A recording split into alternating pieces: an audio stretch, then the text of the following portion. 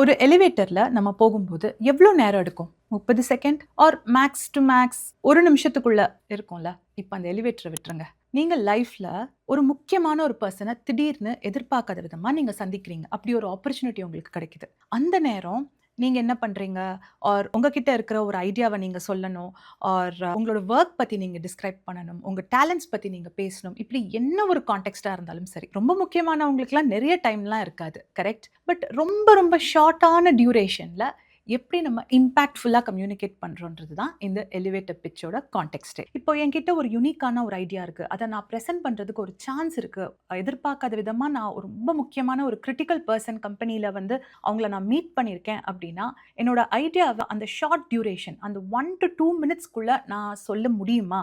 Maybe அந்த ஒரு intro நான் குடுக்கும் பொழுது, அந்த ஐடியா அவங்களுக்கு ரொம்ப புடிச்சு போய், ஓகே நம்ம இத பத்தி டீட்டெயில்டா பேசலாம் அப்படின்னு அவங்களுக்கு அத ஞாபகப்படுத்துற அளவுக்கு அந்த கம்யூனிகேஷன இம்பாக்ட்ஃபுல்லா நான் கொண்டு போக முடியுமான்றது தான் இந்த எலிவேட்டர் பிட்ச். ஸோ இந்த எலிவேட்டர் பிட்ச்சுக்கு நம்ம எப்படி தயாரா இருக்கணும்ன்றது தான் நான் சொல்லப் போறேன். பிகாஸ் இந்த சிச்சுவேஷன் நம்ம யாருமே ப்ரிப்பேர்டா இருக்க மாட்டோம். பட் என்ன பொறுத்தவரைக்கும் இது எல்லாருக்குமே ரொம்ப ரொம்ப முக்கியமான ஒரு கான்செப்ட். இது ப்ரொஃபஷனல்ஸ், பிசினஸ் பண்றவங்க இவங்களுக்கு தான் கிடையாது. இன்ஃபேக்ட் ஸ்டூடெண்ட்ஸுக்கு கூட இது ரொம்ப ரொம்ப ஹெல்ப்ஃபுல்லா இருக்கும். ஸோ பார்க்கலாம் என்னென்ன ஸ்ட்ராட்டஜிஸ் நம்ம அப்ளை பண்ணணும்னு. ஃபர்ஸ்ட் எலிவேட்டர் பிட்ச் நான் குடுக்கணும்.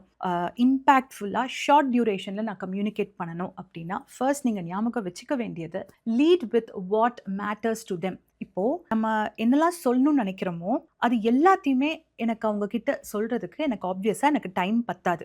ஓகே. ஸோ நான் எப்படி ஸ்டார்ட் பண்ணணும்? என் ஐடியாவே நான் எப்படி ப்ரிப்பேர் பண்ணணும்னா, நான் யார்கிட்ட பேசுறேனோ அவங்களுக்கு என்ன கேட்கணும்? அவங்க என்ன விஷயத்த புரிஞ்சுக்கணும்? அது என் மைண்ட்ல இருக்கணும். அதத்தான் நான் கம்யூனிகேட் பண்றதுக்கு நான் எய்ம் பண்ணணும். நான் என்ன சொல்றேன்றது முக்கியம் கிடையாது. அவங்களுக்கு என்ன புரிஞ்சுக்கணும்?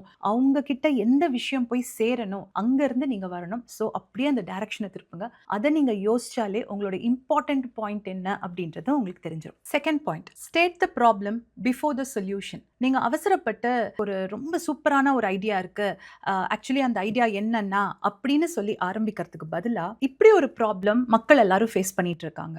ஆர் இந்த ஒரு சேலஞ்ச் ரொம்ப காமனா இருக்கு நம்ம கம்பெனில. இந்த ஒரு ப்ராப்ளம்னால இவ்ளோ இஷ்யூஸ் வந்து ஆஃபீஸ்ல இருக்கு. அந்த மாதிரி ப்ராப்ளம்ல இருந்து நீங்க அட்ரஸ் பண்ண ஆரம்பிக்கணும். எதுக்கு சொல்றேன் அப்படின்னா, இப்போ I have a great idea. எனக்கு ரொம்ப ஒரு யூனிக்கான ஐடியா இருக்குன்னு நம்ம ஸ்டார்ட் பண்றோம்னு வச்சுக்கோங்க. அதுலயே ஒரு 10, 15 செகண்ட் போயிடும். பட் இதே இத நீங்க ப்ராப்ளமோட ஸ்டார்ட் பண்ணீங்க. எந்த ப்ராப்ளம நம்ம அட்ரஸ் பண்ண போறோம் அப்படின்ற ஒரு கான்டெக்ஸ்டோட நீங்க ஸ்டார்ட் பண்ணீங்கன்னா, கேட்கிறவங்க ஓகே கேட்கிறவங்களுக்கு அதே ப்ராப்ளம் இருந்துச்சு ஆர் அந்த ப்ராப்ளம் அவங்க மைண்ட்லயும் இருக்கு அண்ட் அதுக்கு ஒரு சொல்யூஷன் யோசிச்சுட்டு இருக்காங்கன்ற போது நீங்க பேச ஆரம்பிக்கும் போதே அங்க ஒரு கனெக்டிவிட்டி எஸ்டாப்ளிஷ் ஆயிடும். ஸோ தட் அவங்க நீங்க சொல்ற சொல்யூஷனையோ இல்ல நீங்க சொல்ற ஐடியாவையோ கண்டினியூஸா கவனிக்கிறதுக்கு சான்சஸ் அதிகம். Keep one main message.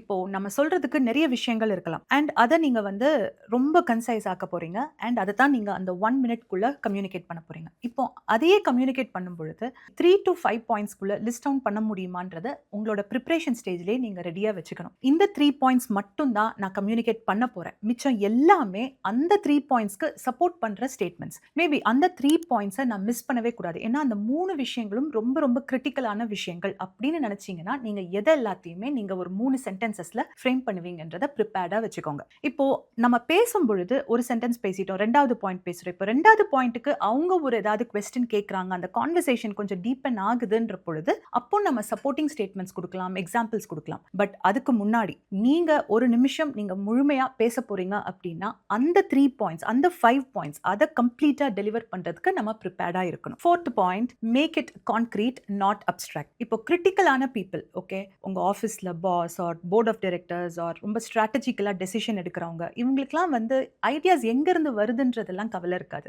ஆனா யார் ஒருத்தங்க பேசுறாங்களோ அவங்க பேசுறவங்க கிட்ட கிளியர் திங்கிங் இருக்கா, கிளாரிட்டி இருக்கா, அவங்களால வந்து ரொம்ப ஸ்பெசிஃபிக் டீடைல் ஸ்பெசிஃபிக் இஷ்யூஸை அட்ரஸ் பண்ண முடியுதான்னு பார்ப்பாங்க. இப்போ கம்யூனிகேஷன்ல கிளாரிட்டியை மட்டும் நீங்க எஸ்டாப்ளிஷ் பண்ணிட்டீங்க, நம்ம யார்கிட்ட பேசுறோமோ அவங்க வந்து நம்ம பேசுறத கேட்டு ஓகே இவங்க வந்து ரொம்ப கிளியரா யோசிக்கிறாங்க, ரொம்ப தெளிவா பேசுறாங்க அப்படின்ற இம்பாக்ட் நம்ம கொடுத்துட்டோம் அப்படின்னா நிச்சயமா நம்ம என்ன பேசுறோன்றத கவனிக்கிறதுக்கு அவங்களுக்கு அந்த ஒரு இன்ட்ரெஸ்ட் இருக்கும். அந்த விஷயம் என்ன அப்படின்னு அவங்க உன்னிப்பா கவனிக்க ஆரம்பிப்பாங்க. அதை பத்தி நிறைய டீடைல்டா கேட்க ஆரம்பிப்பாங்க. ஸோ உங்க ஐடியால ஏதாவது ஒரு ஸ்பெசிஃபிக் டீடைல்ஸ் கொடுக்கிறது it's very very important. Important. நீங்க ரொம்ப ஜெனரிக்கா வந்து இந்த ஐடியா நீங்க பண்றனால ப்ரொடக்டிவிட்டி இம்ப்ரூவ் ஆகும், ஆஃபீஸ்ல எஃபிஷியன்சி இம்ப்ரூவ் ஆகும். இந்த மாதிரி டெர்ம்ஸை யூஸ் பண்றதுக்கு பதிலா என்னோட ஐடியாவை நம்ம டெவலப் பண்ணோம் அப்படின்னா 3 நாள் செய்யற வேலையை 3 மணி நேரத்துல முடிக்க முடியும் அப்படின்னு நம்ம ஒரு எக்ஸாம்பிளுக்கு நான் சொல்றேன். அந்த மாதிரி ஸ்பெசிஃபிக் டீடைல்ஸை நீங்க கொடுத்தீங்க அப்படின்னா அப்போ அவங்களுக்கு அந்த ஐடியா மேல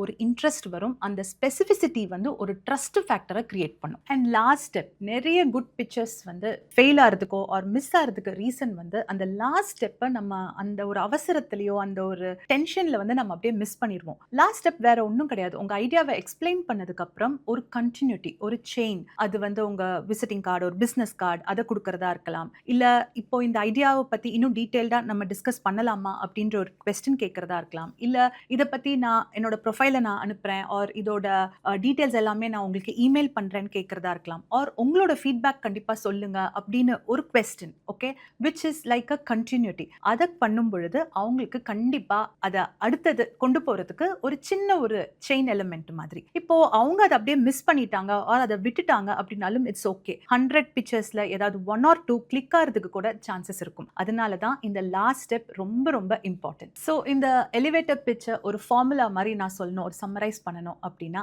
5 ஸ்டெப்ஸ் நான் சொன்னேன் இல்லையா. First one is attention. Okay, நீங்க என்ன சொல்லணும்ன்றத கொஞ்சம் ஓரமா வச்சுட்டு இவங்க எதுக்கு உங்களை கவனிக்கணும், இப்போ எதுக்கு இந்த ஒரு நிமிஷம் அவர் நின்று நீங்க பேசுறதெல்லாம் கேட்கணும் அப்படின்னு ஒரு கொஸ்டின் வந்தா ஒரு ஆன்சர் இருக்கும்ல. இப்போ அதுதான் ஃபர்ஸ்ட் நீங்க ஓப்பன் அப் பண்ணணும். அதுதான் அந்த அட்டென்ஷன் கொண்டு வரும். ரெண்டாவது ப்ராப்ளம். உடனே அவசரப்பட்டு உங்களோட ஐடியா ரொம்ப இன்னோவேட்டிவ் ஐடியா, இது நீங்க தான் ஃபர்ஸ்ட் பண்றீங்க, இது இந்த மாதிரி சொல்யூஷன் கொடுக்கும்னு சொல்றதுக்கு பதிலா இது எந்த ஒரு பிரச்சனையை அட்ரஸ் பண்ணும் அப்படின்றத கிளியர் கட்டா அதை ஃபர்ஸ்ட் எஸ்டாப்ளிஷ் பண்ணுங்க. தென் சொல்யூஷன்ன்ற பொழுது ரொம்ப டீடைல்டா போகாம அதை ஒரு 3 பாயிண்ட்ஸ் ஆர் 5 பாயிண்ட்ஸ்க்குள்ள கிறிஸ்பா உங்களால எக்ஸ்பிளைன் பண்ண முடியுமா. அண்ட் நாலாவது பெனிஃபிட். அங்க ஸ்பெசிஃபிக் டீடைல்ஸ். ரொம்ப ஜெனரிக்கா வேர்ட்ஸ் யூஸ் பண்றது. நான் சொன்னேன் இல்லையா, ப்ரொடக்டிவிட்டி, எஃபிஷியன்சி, இது ரொம்ப ஹெல்ப்ஃபுல்லா இருக்கும், எல்லாருக்கும் ரொம்ப யூஸ்ஃபுல்லா இருக்கும். ஸோ இந்த மாதிரி வேர்ட்ஸ் இல்லாம எப்படி யூஸ்ஃபுல்லா இருக்கும், எப்படி ஹெல்ப்ஃபுல்லா இருக்கும் அப்படின்னு ஸ்பெசிஃபிக் டீடைல்ஸ் கொடுங்க. அண்ட் லாஸ்ட் ஒன், மிஸ் பண்ணாம ஒரு கண்டினியூட்டி செயின் வந்து கிரியேட் பண்றது. இது வெறும் பேச்சோட இல்லாம நெக்ஸ்ட் லெவலுக்கு நம்ம எப்படி எடுத்துட்டு போகலாம், இது வேற லெவல்ல நம்ம வந்து ப்ரெசென்ட் பண்ணலாமா,